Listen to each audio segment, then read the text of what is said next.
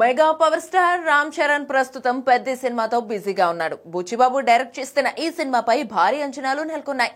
AR Rahman సంగీతం అందిస్తున్న ఈ సినిమా నుంచి లేటెస్ట్ గా ఫస్ట్ సింగిల్ రిలీజ్ అవగా మంచి చాట్ బస్టర్ అయింది.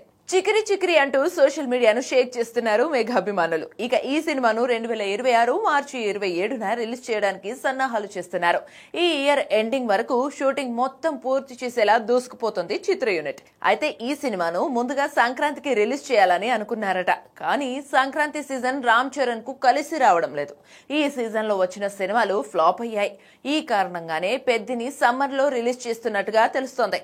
గతంలో రామ్ చరణ్ నటించిన వినయ విధేయ రామ సినిమా సంక్రాంతికి వచ్చి డిజాస్టర్ గా నిలిచింది. భారీ అంచనాల మధ్య ఈ ఏడాది సంక్రాంతికి వచ్చిన శంకర్ గేమ్ చేంజర్ కూడా మెప్పించలేకపోయింది. దీంతో సంక్రాంతి సీజన్ రామ్ చరణ్ కు పెద్దగా కలిసి రావడం లేదు. అందుకే పెద్దిని సంక్రాంతి బరి నుంచి తప్పించి సమ్మర్ లో రిలీజ్ చేస్తున్నారని చెప్పొచ్చు.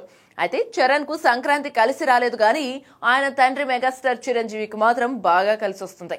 2023లో సంక్రాంతికి వచ్చిన వాల్తేరు వీరయ్య బ్లాక్ బస్టర్ కాగా ఇప్పుడు మన శంకర వరప్రసాద్ గారు మూవీని 2026 సంక్రాంతికి తీసుకొస్తున్నారు. గతంలో కూడా చిరు నటించిన సినిమాలు సంక్రాంతి సీజన్ లో దుమ్ము దులిపేశాయి. కానీ చరణ్ కు మాత్రం అచ్చు రావడం లేదు. కాబట్టి ఇకపై చరణ్ సినిమాలు సంక్రాంతి సీజన్ లో వచ్చే ఛాన్స్ అయితే లేనట్టుగా కనిపిస్తుంది.